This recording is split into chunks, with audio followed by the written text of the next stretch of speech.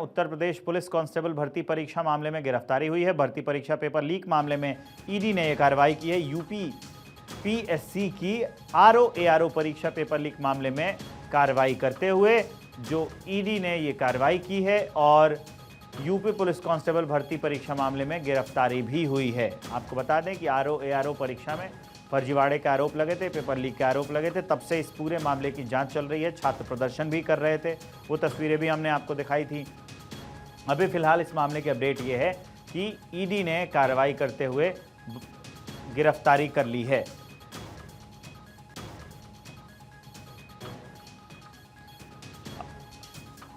अवनीश विद्यार्थी मेरे सहयोगी फोन लाइन पर जुड़ गए हैं इस खबर को विस्तार देने के लिए।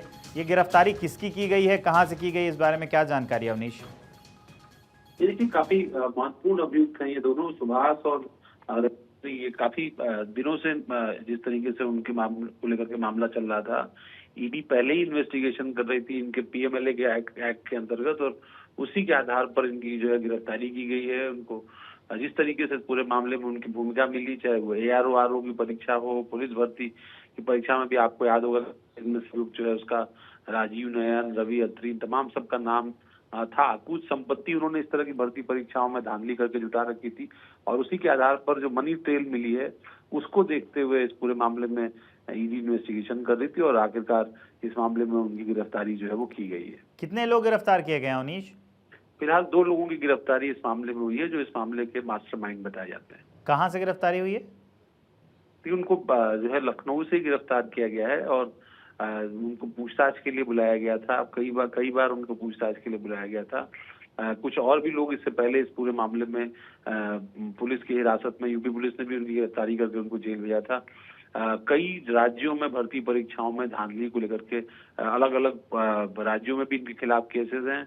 कई परीक्षाओं में धांधली को लेकर इनके ऊपर गंभीर आरोप हैं और इन आरोपों के साथ साथ इन्होंने बहुत एक बड़ा काले साम्राज्य को तैयार किया हुआ था। एक उनकी पूरी गैंग एक तरीके से ऑपरेट करती थी स्टेट्स में और इसी तरीके से भर्ती परीक्षाओं का आयोजित कराने में, धांधली करने में, लोगों से पैसे लेने में, इन तमाम इस तरह के गंभीर कई तरह के आरोप थे। एक पूरी हिस्ट्री सीट है उनकी।